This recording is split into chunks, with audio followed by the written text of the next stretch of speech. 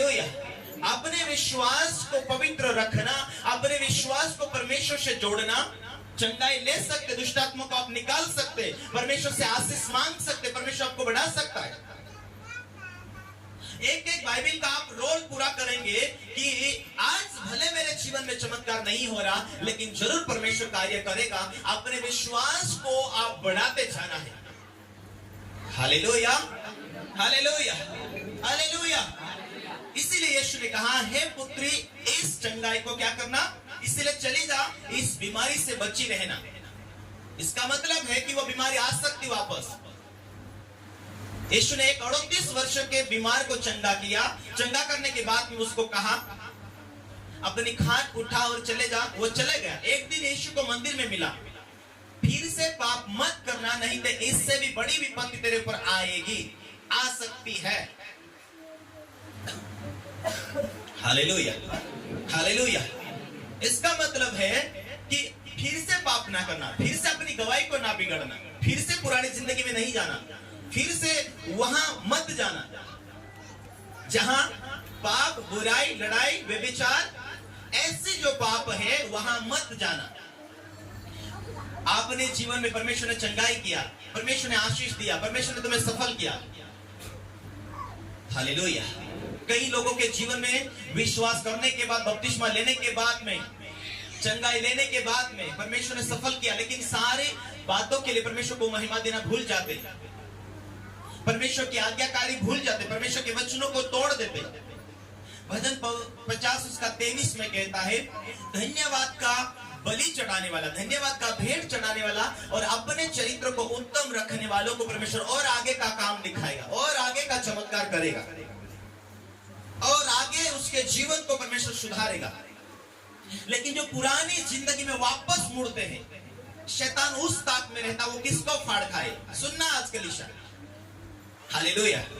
मैं तो विश्वास करता था और आज मैं संसारिक हूं, और आज तो अभी कुछ नहीं हो रहा। वो तुरंत काम नहीं करता शैतान, बड़ी अपनी उसके एक प्यारे को संभाल के रखता है, उसके वैधिक अधिकार को संभाल के रखता है, वो तुरंत काम नहीं करता।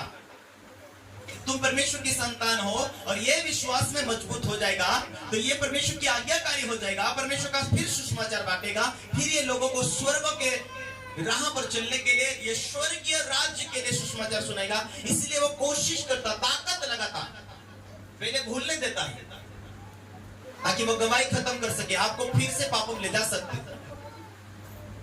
हालेलुया। सुन रहे? आज ही ध्यान आहे का तुमचं? हाँ, हालेलुया। इकडे लक्ष द्यायचं। हालेलुया। इसलिए अपनी गवाही को संभाल। यीशु ने उस स्त्री से कहा, जा उस बीमारी से बची रहना। यदि उसके पीछे कोई वाक्य के पीछे कोई बात नहीं होती थी, तो परमेश्वर यीशु मसीह क्यों कहता था, जा बची रहना। अरे बच तो गई, चंगी तो हो गई, लेकिन आ सकती है मुश्किल फिर से। यदि तू जुनी जिंदगी में जाएगा तो तुम तुम्हारे बाप दादों के पापों से छूट गए, मूर्ति पूजाओं से, वेश्यों से, लड़ाई से, बुरे विचारों से, बुरे पाप से। उन पापों को तुमने त्याग दिया, अपने जीवन से निकाल दिया, उस पापों को तुमने छोड़ दिया, क्योंकि परमेश्वर का प्लान तुम्हें बढ़ाने, तुम्हें सक्सेस, तुम्हें सफल करने के लिए है। हालेलुया। जहां है वहां खुश रखने के लिए तुम स्वर्ग के नागरिक कहलाते। परमेश्वर ने कहा वचन संहिता 1:9 कि मैं तेरी रक्षा करूंगा, कोई रोग, कोई विपत्ति तेरे ऊपर नहीं आएगी, कोई मुश्किल नहीं आएगी। क्या कारण? लोगों का जीवन में विश्वास की कमी होने के कारण या अपने जीवन में पवित्र आत्मा को पूछे बिना जिंदगी जीना। विश्वास करना, बपतिस्मा लेना, पवित्र आत्मा से भर जाना, उसकी आवाज को सुनना, उसकी उपस्थिति में चलना कि परमेश्वर तू मुझे अपने राज्य में लेकर आया है। हो सके तू पास्टर नहीं हो सके, तू कोई सेवक नहीं हो सके, लेकिन यदि तेरा पास्टर जो सेवकाई कर रहा, उस सेवकाई के अंदर तू भागीदार है।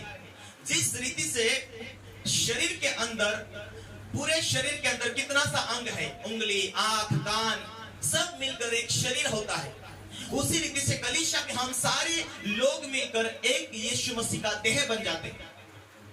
हर एक व्यक्ति अपने अपने व्यवसाय, काम धामों के द्वारा वो परमेश्वर के राज्य से जुड़ा हुआ, परमेश्वर की सेवा से जुड़ा, परमेश्वर के राज्य के लिए, वो परमेश्वर के कार्य पूरा करने के लिए जुड़ा हुआ। मैं परमेश्वर का गवाह हूं, परमेश्वर की सेवकाई में आया हूं, परमेश्वर ने मुझे लेकर आया कुछ उद्देश्य। जहां जूने जीवन में मैं मर रहा था, बीमारी मुझे खत्म कर रही थी, बीमारी मुझे नाश कर रही थी, लेकिन परमेश्वर की योजना से मैं चंगा हुआ हूं। प्रभु ने कहा, हे स्त्री, उस बीमारी से बची रहना।